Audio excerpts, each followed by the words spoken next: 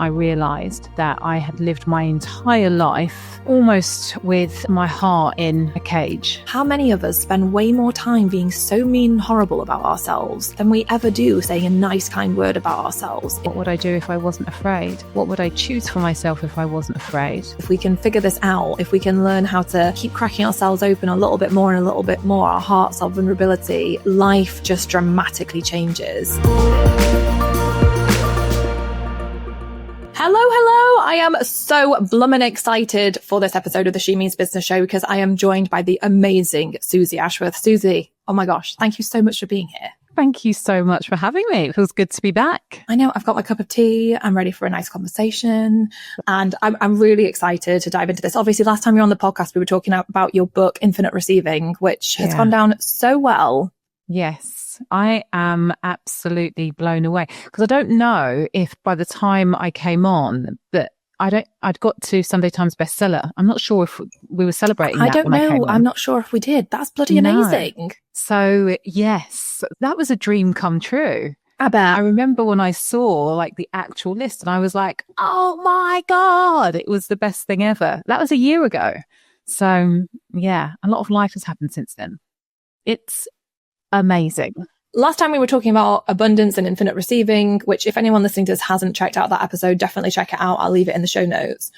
But I would love to have a conversation with you around your ability to express yourself, because I see you and I feel like you are somebody that has really figured out how, I feel like you've figured out how to express yourself in a true way. I feel like, which I think is such a key part of building a successful business, the kind of businesses that we build, where we're trying to speak our truth. We're kind of trying to share our message, share our voice with the world. And I think so often, for one of the things I've struggled with, and I know so many people struggle with, is not letting our truth get drowned out by our self-limiting beliefs and fears and doubts and worries, or who we think we're supposed to be, or who someone's telling us we should be. And so I'm always really inspired and in awe of people who have, found a way. I'm sure it's not perfect, but found a way to express themselves really truthfully and, just in a really real way. One of the things that you share sometimes on Instagram that I love is your pole dancing stuff. And every time I see one of your videos, I'm like, oh, Suzy's amazing. I mean, that is, to me, is just it's an ability to express yourself. It's having the courage to kind of let go and just be and express. And I love that. And I just think this is something so many of us struggle with, trapped in, what society thinks we should be like and how we should act. So I'd love to talk with you about this and your journey to kind of getting to that place where you are really good at expressing yourself. First, before we dive into it, do you feel when I'm saying this to you, do you feel like you are somebody that is really good at expressing yourself? Yeah, I do. Well, first of all, I want to say thank you for seeing me in that way. It really means a lot. Interestingly enough, when you asked me about doing this episode, you were the second person in a week to use the words freedom. When I see you, I see your sense of freedom and liberation. And I really love that because it is something that I have, even in more recent times, very consciously, literally been meditating on. But when I think about the journey to getting here, I think it's probably been in about the last 5 to 6 years that has really, really been important to me. And I felt like I didn't have a choice but to go all in on allowing myself to be myself. Oh, I love that. So can we go back to the beginning then of how did you used to feel when you said you had to go, you felt like you just needed to go all in, you didn't have another choice but to go all in? I think, there's so many of us that are in that place of wanting to figure that out, knowing we're deeply out of alignment with ourselves, or there's something very off, or we're just not being truthful. And so I don't know whether you found this back before you kind of made this transition and shift, but sometimes I feel like we don't even realize we're not even being true to ourselves. It's like we are living this lie and we don't even have conscious awareness of the fact that we are so out of alignment and we've convinced ourselves that we're someone we're not. We don't even know ourselves. And I find that like so interesting. So what was it like for you back then? I think that the best way to describe it is just not feeling good enough. You know, I'm living about 3 miles away from where I grew up, and I've traveled around the world and I've lived in many, many different countries, and I love exploring. So it's always interesting to me to think, God, I live like 3 miles away from where I grew up on the Kent coast. And I remember moving here when I was 8 years old. And at the time, I had really short hair. I was fostered. My foster parents didn't really know how to really do my hair. And I looked like a little boy. And I remember going to my new school and one of the teachers saying, "How old is he?" And whoever was showing us around was like, "Oh, it's a she." And that moment just stuck with me for such a long time. And it's interesting. I only am bringing this up now because somebody asked me the other day, like, "Oh, did you ever have issues with your body and the way that you looked?" And I was like, "No." And then I was like, "Oh my God, yes, I did." And also because I was brought up in a predominantly white area, that sense of just wanting to be like everybody else and wanting to look like everybody else and wanting to look like a girl and wanting to just be like everybody else, just be different. I remember when I went to secondary school in our first school disco, and I was wearing like these olive green, they weren't velvet, but they were like these olive green, like thick cotton trousers and this white polo neck. And I had this like bolero top on over the top, this like bolero type jacket. And I thought that I looked amazing. And I got to the school disco and there was this girl who was a year above me. She was standing on some steps and she looked at her friend and then she pointed at like, and I knew that she was pointing at me, and I knew instantly that I was wearing the wrong thing. Like I should have had jeans on. I should have had a t-shirt on. I should have been way cooler. There were so many incidences like that where I just, who I wasn't deemed good enough. And I took that with me for just so long. It showed up in my relationships. I was very promiscuous as a young adult because I was looking for love in all of the wrong places. I desired to be accepted. And so I would tie myself up in a pretzel trying to be the most attractive, the most funny, the this, the that, the this, the that. Yeah. Until really I met my husband. And when I met him, I would say that I felt like he accepted me. And it's not so much that I accepted myself, but I felt like he accepted me. And so that really enabled me to build a little bit of confidence. I think I'd been chosen. That's what it was. I had been chosen. But it wasn't really until we separated that I knew that I needed to understand why I didn't like myself very much. Not like myself, why I didn't love myself.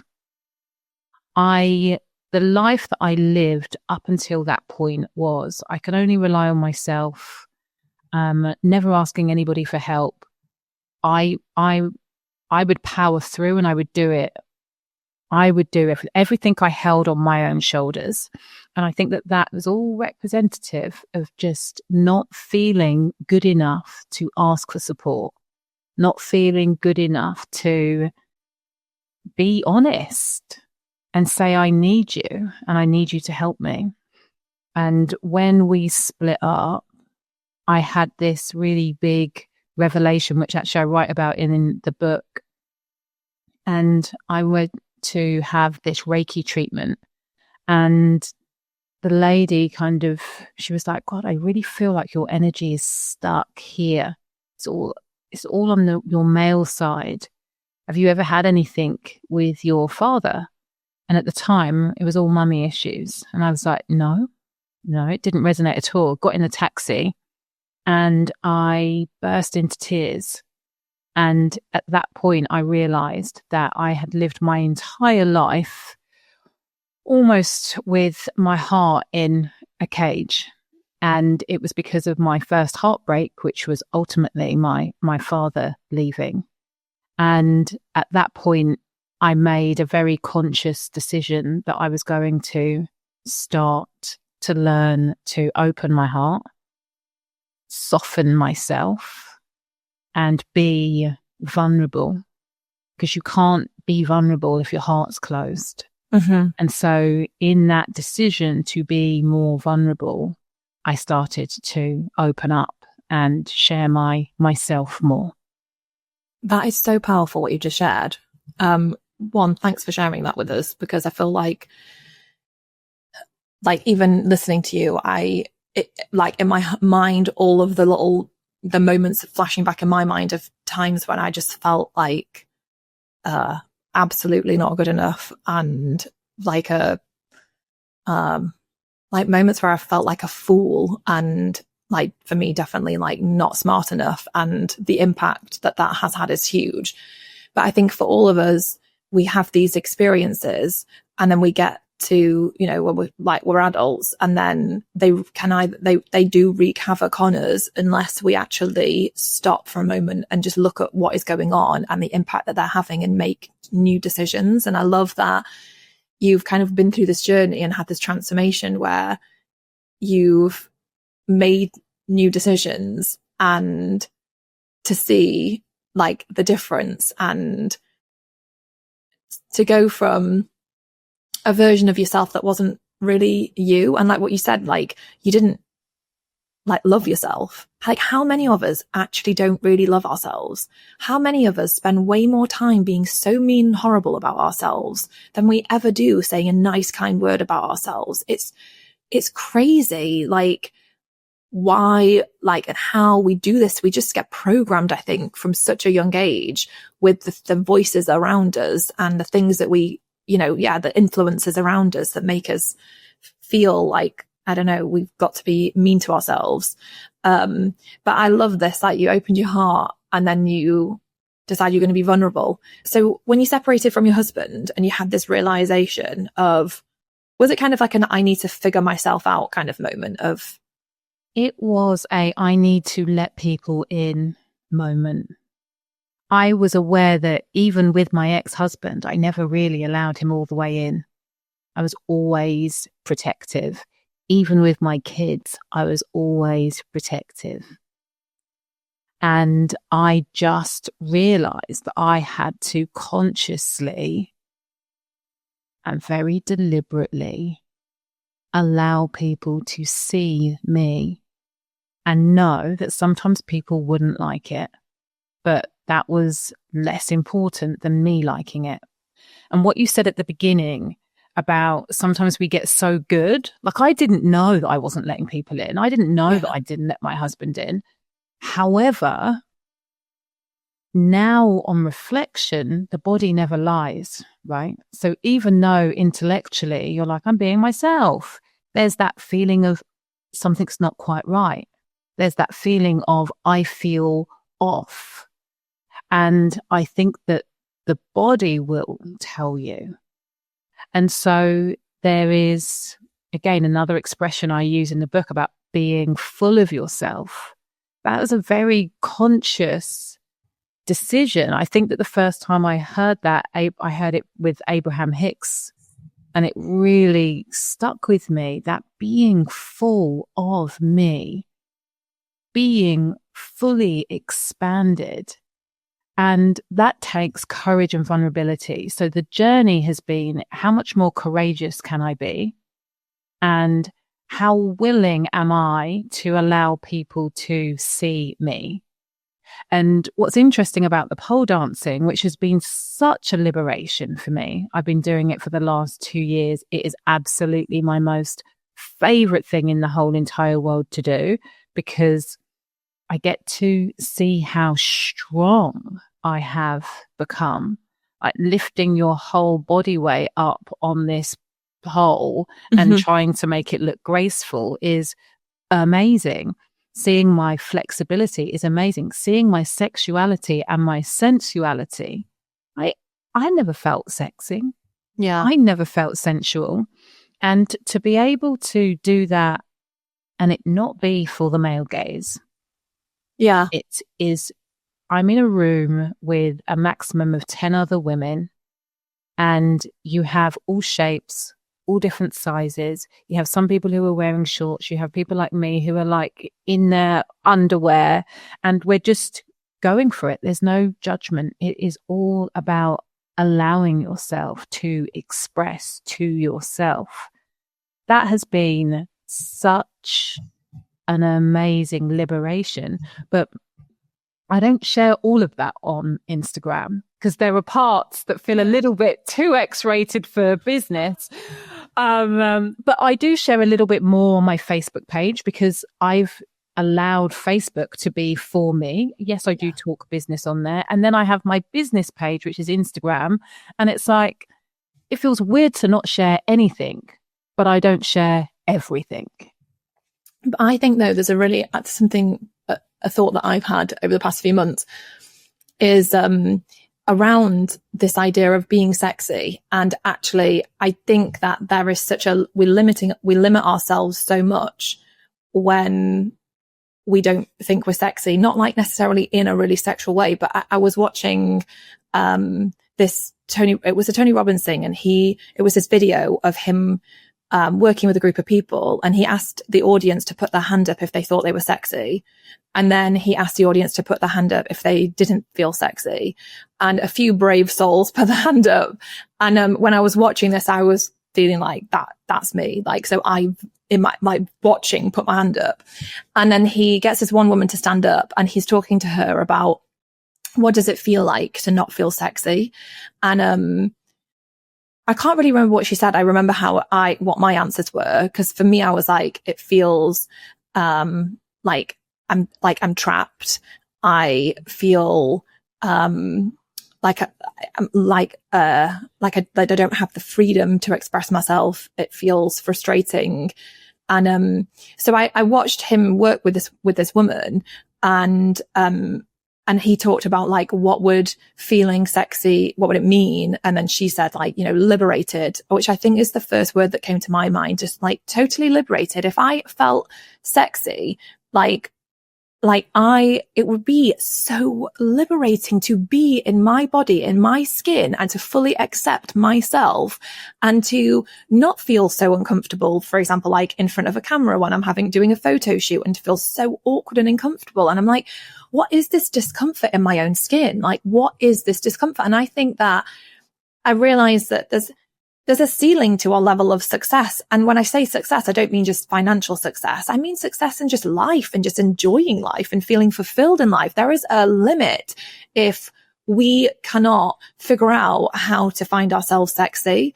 So like for me, when I watch you doing the pole dancing stuff, like I just think that there's such a huge, like, it's so important, I think, for us to figure out how to feel sexy and to own it, like how we can just really own it ourselves. Like, for me, it's been like this journey that I have been on, because I was just like, enough of playing small or thinking these bad thoughts about myself. And, so I think it's really interesting that you brought it up, because I just think so many people would identify as somebody that doesn't really feel very sexy. And I think this comes back down to this whole idea of us just not really loving ourselves. And yeah, we've got to like unpick this if we want true abundance and fulfillment and success in our lives. If you want to go back even further, we're told so much of this is religion and the patriarchy. Yeah. And us being told as women that your sexuality is wrong. Yeah. And then when you take it to the way that we used to have to get husbands, it was the sexiest woman that would win. So then there became judgment, not just from men and religion, but judgment from other women because you look like, if you're too good, then you might steal my husband. If you're too good, you might steal my partner. And so the whole sisterhood piece and healing sisterhood wounds and being willing to be very honest when you are judgmental of other women looking too sexy, not looking professional enough. That's so important, because every single time you look at another woman and are like, you are too much in any way, shape or form, there's your cap. Because you do not want anybody saying that about you. Yeah. Whereas I have really trained myself to be like, go you. Like, not for me, but go you. That's amazing. Go you. And, that's amazing. Maybe I do want a little bit of that. Brilliant. Yeah. It's like, that's so, so important. Yeah. Oh, it is. I love this. So when you just said it, like, I trained myself. So can we talk about like the ways that you actually have trained yourself with all of this to kind of come out of that, like shed that skin, get out of that shell of your former kind of self and step into this version of you, this true expression of you? You talked a little bit before about how it required courage and obviously opening your heart and being vulnerable. But what did that practically look like? I'm guessing, I don't know. I feel like sometimes these things are subtle. They don't require us necessarily to do crazy things. Or maybe there were a few like experiences that you had that did help kind of crack you open. But what did that journey look like? I think first off, it was choosing to be non-judgmental. And so really, really noticing wherever I was being triggered, I had a choice in how I dealt with that trigger.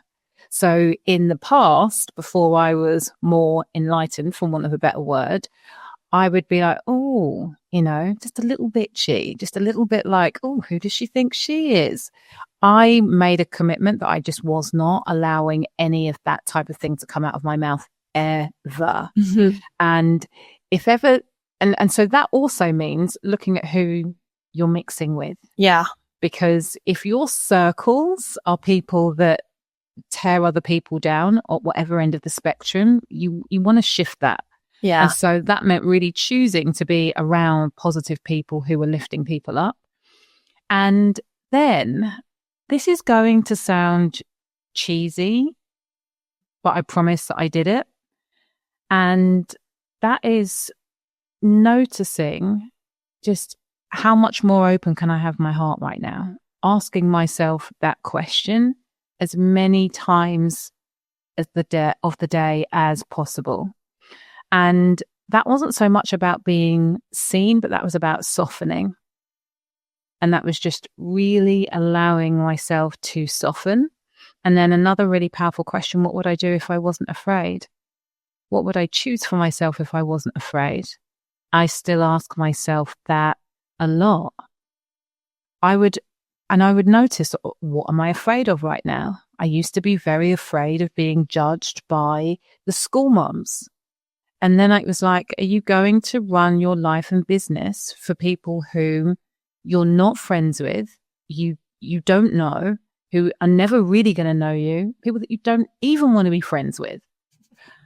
No, I'm not. So I'm going to do it. So that's where the courage piece comes in. What would I choose for myself if I wasn't afraid? And what am I afraid of right now? Yeah. And the answer to that second question, it's never usually life-threatening. I'm making it life-threatening, but it's never usually life-threatening. And then if it's not life-threatening, what would I do if I wasn't afraid? Well, I would do this, do that then. Yeah.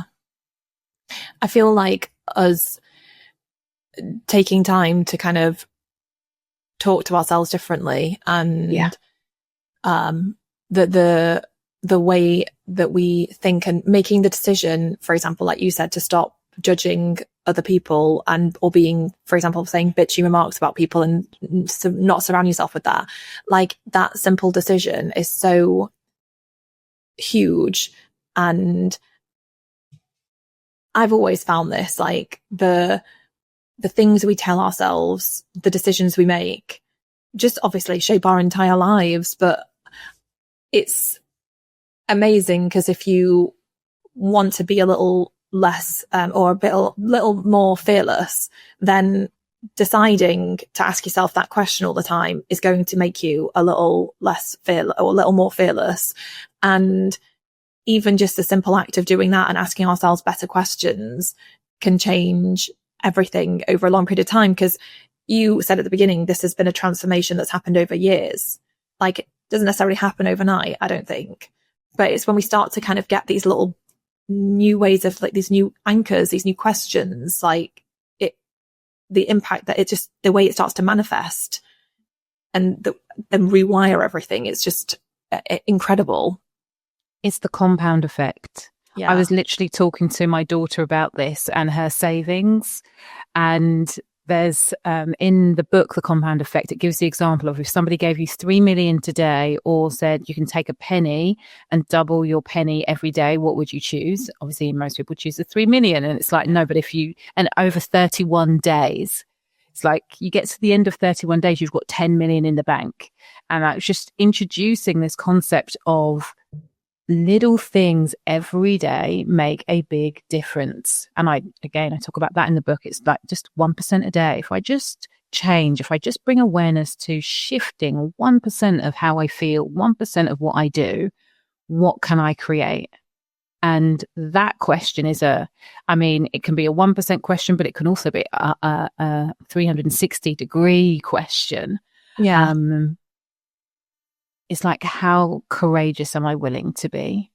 And I think that at my age now, with 3 kids, I'm just really more aware now of my mortality than I have ever been. And I'm also aware that even when I think about death, I'm still thinking 30 years out, 40 years out, 50 years out. But the truth is, it could happen next year. And if it happened next year, how do I want to say that I've lived my life? What do I want my kids to remember about their mum and the life that I led? I want them to say that she was fearless, she was courageous, she was out there, she did crazy things and she didn't mind. And I want the gap between who I am when the camera isn't on and who I am when the camera is on to be minute. Mm-hmm. Like, that's something that I'm just so conscious about. I want people to say, oh my God, you're just like I thought you were going to be, because that's who I am. Yeah. I love that. Yeah, it's so powerful. I love this conversation so much. And I just feel like, even though it's not necessarily like, obviously it's not business strategy, for me, this is where the magic is at. Because if we can master ourselves, if we can figure this out, if we can learn how to kind of keep cracking ourselves open a little bit more and a little bit more, our hearts, our vulnerability, being a little bit more courageous, being a little bit more fearless, like, life just dramatically changes. And we get to decide who we want to be. And sometimes I think we're just living, like I said earlier, unconsciously. We aren't actually making really any decisions. We're just living and existing, and it's just kind of going along. But I do think when we do stop and actually decide, wait, I don't want to be this anymore. Something is not right. This is like, I want to take a stand for this. I want to figure out who am I really? What really actually does light me up? What do I think about myself? One of the, I was working with someone recently and we did this exercise of writing down all of the negative thoughts. I think I had to do it over like a 2-week period.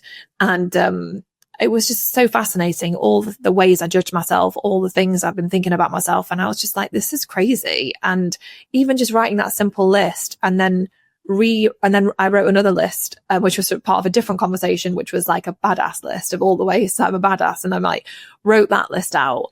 And even that stuff, it's just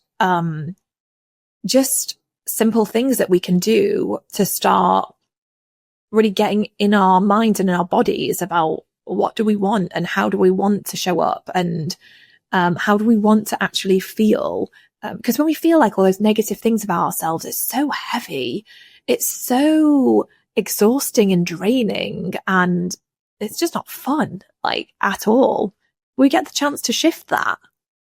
Absolutely. Absolutely. I also think one of the things that I have done around, and by the way, I do actually think that this is the number one business strategy, because when you are not afraid to be seen, you feel less afraid of failing. And most people aren't making the moves that they need to make in business because they're afraid of failing. Whereas if you can fail and fail fast, get up, dust yourself off, and still be like that. That's the reason I believe that I am here. It's like I am so good at failing and it not affecting me. And I'm not afraid of people seeing that, because I know that I will always get up. I know that I will always get up. I know that I will always get up. So I think that it is a number one, and a top business strategy. Yeah. And the other thing that I think that people can do is just give themselves little challenges. So at the weekend, I was out at my favorite blues bar in London, and I was there on my own, and I just was there. I made some friends. I'm dancing. I'm just feeling the groove. I'm there for the music.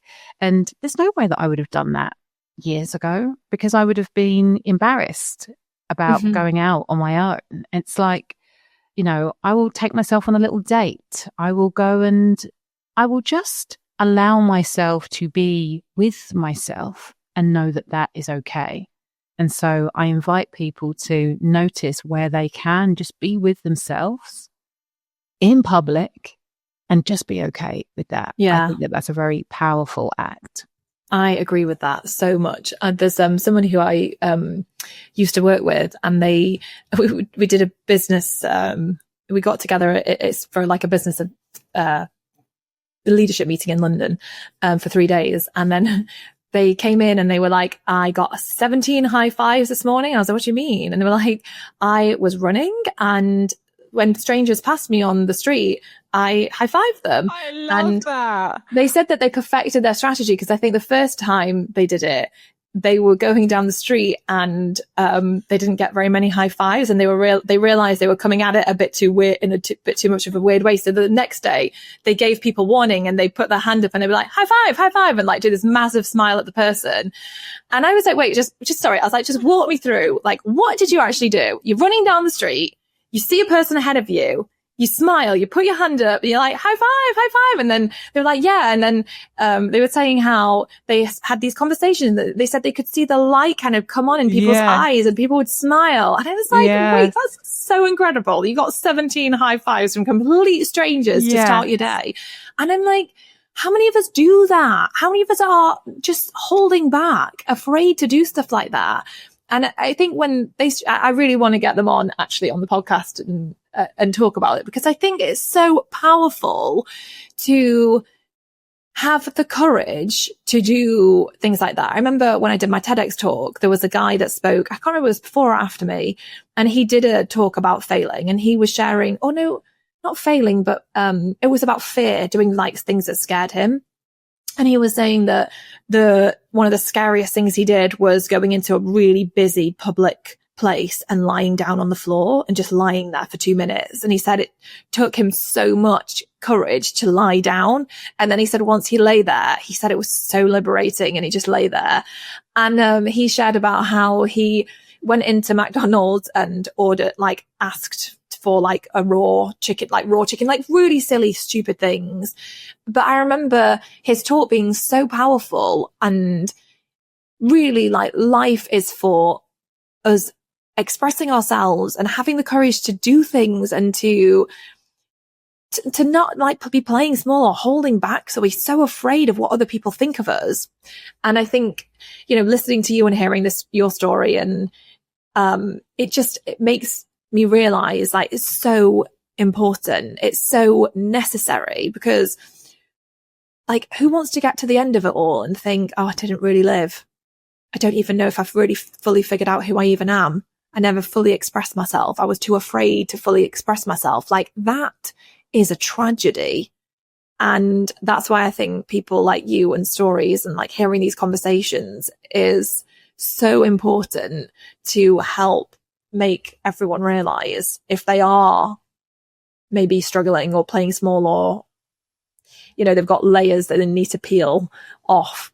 Like, I hope this conversation gives people the inspiration, the courage to actually do it and start taking those little steps. Because it's so transformational. Because if you had to compare how you felt, for example, say 6+ years ago to how you feel today, what would you say? I love my life, and more than loving my life, I love who I am more and more every day. I'm proud of who I am. That makes me emotional. That is so beautiful, though. For you to say that with like so much truth and conviction, and like that is powerful. I love it. Thank you so much for this conversation. I feel like it's like such a bright spark, and I just, you're so inspiring and empowering. And I really appreciate you coming and opening up and talking about this. So thank you. Thank you for having me. Everyone needs to go and read your book, Infinite Receiving. Yes. Get a lot more of all the stories and everything inside the book. I'll leave the link for everyone. What's your Instagram handle? We'll put it in the show notes so everyone can come and check you out. It is Suzy, SUZY_Ashworth. Amazing. Thank you. You're so amazing.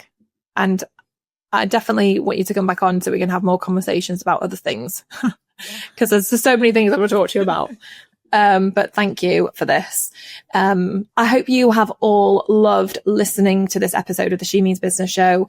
If you have, I would love it if you could leave me a review over on Apple, because when you do leave me a review, it helps for the podcast to get out there even more. And also come and share your biggest takeaways from this with us on Instagram. Come and tag me and Suzy, because we would absolutely love to hear your takeaways. And I will see you next week for another episode of the She Means Business Show.